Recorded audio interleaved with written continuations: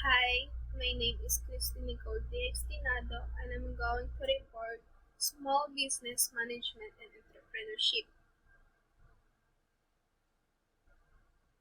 Entrepreneur, a person who establishes a business by identifying a need or opportunity to exploit and takes on the responsibility and financial risk for owning and operating business. Entrepreneur is a type of person who organizes and operates a business and taking care to his or her staffs and motivates them. Identifies business opportunities. Identify business opportunities. He or she must have an open and inquisitive mind about business and activities that earn money. He or she continuously search for ideas on what people want, which may be a particular product or service. He or she finds out if people are willing to spend money for it. He or she needs to meet new people to identify business opportunities. He or she enjoys interacting people. He or she does not hesitate to approach strangers. He or his or her business is about filling that gap of people's needs. You need to identify of what the customers wants to your business. You need to search to your surroundings on what's trend today so that the customer is willing to spend their money to your business. And you need to approach your customers para magandahan sila bumili sa products mo. Dapat ang product na binibenta mo is kailangan ng tao. Kapag magandang service na pinapakita mo, lalong mahumaling ang customers na bumili sa product mo at nakabalik-balikan pa nila ang products mo kasi maganda ang service mo sa kanila. Makes plans and decisions. After selecting a business opportunity, an entrepreneur makes plans and decisions to organize resources to set up his or her business enterprise. He or she performs managerial functions of planning, organizing, coordinating, staffing, motivating, and controlling his or her business enterprise. He or she prepares an action plan which specifies, among other aspects, the quality features of his or her product or service and his customers. Bago ka tumayo ng isang business, kailangan mo muna gumawa ng plano at desisyon lalong-lalo na sa financial mo. Kung pasok ba ito, kung kaya ba talaga magtayo ng business mo o hindi. Let's just say na nagtayo ko na nga ng business pero sapat na ang kita nito para sa personal needs mo or sa business needs. Kung lugi ba o hindi. Kailangan mo gumawa ng isang blueprint para mapag-isipan ito ng maigi. Dapat marunong kang mag-budget at stick to plan. Invest time, effort, and money. He or she invests time, effort, and money to manage his or her business. He or she makes vital decisions about the various aspects of his or her business enterprise.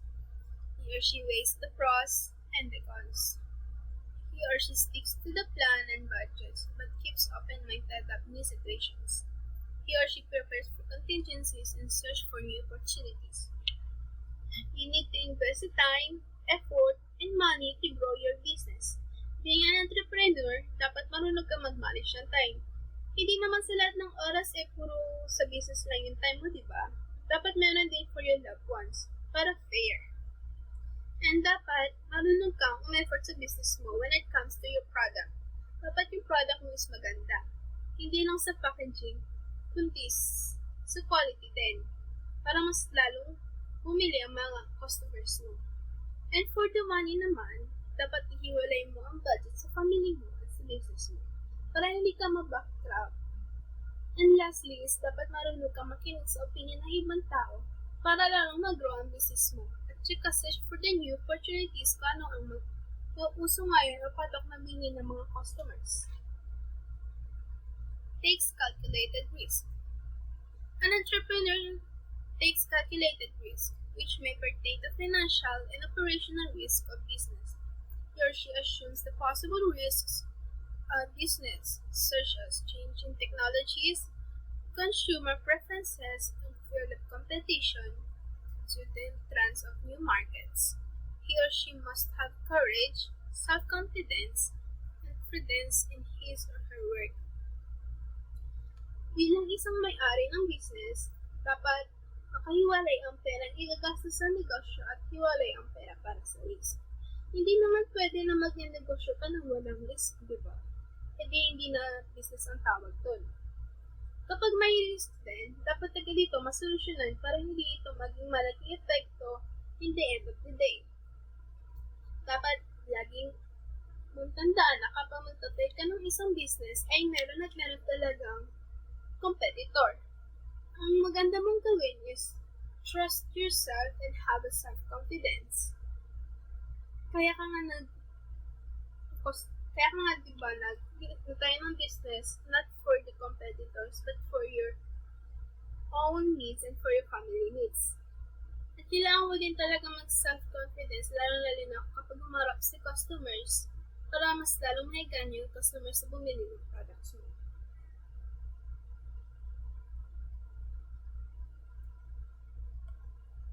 Introduces innovation and change.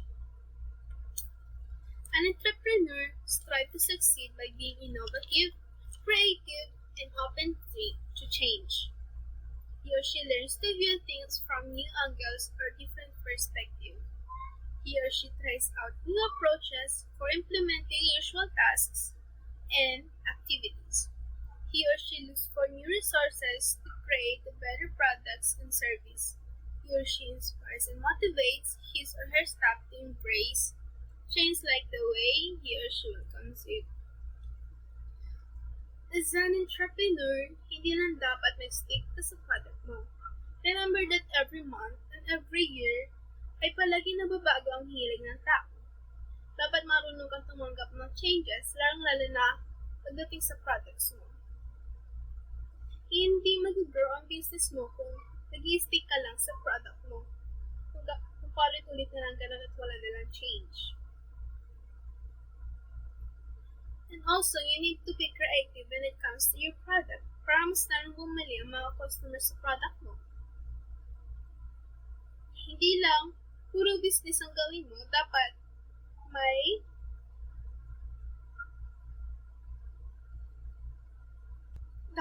pa-games din like raffle and buy one take one. Alam mo naman ng mga tao ngayon ay mahilig sa buy one take one. Kaya yung ibang mga business owner, naglalagay sila ng buy one take one para mas lalong lumaki ang kita nila.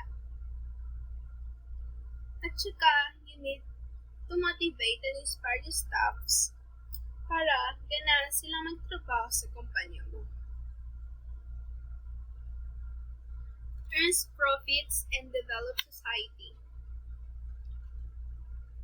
He or she must also be inspired in doing good for other people. He or she improves the well-being of people and the greater society. By being successful in his or her economic venture, he or she contributes to the development of the society. Kailangan mo mag-inspire ng tao para kung sakaling tatayin sila ng business, hindi na sila mangangapa kung ano ang first step na kailangan gawin. At saka kung magbibigay ka din ng inspiration sa ibang tao, dapat may sense. Hindi lang yung mema-mema. Magbigay ka din ng inspiration about your products na it's healthy and good for your skin or for environment. And dapat ang business mo is nakakatulong sa society, hindi lang para ma-develop ang product mo, kundi nakakatulong din sa mga tao.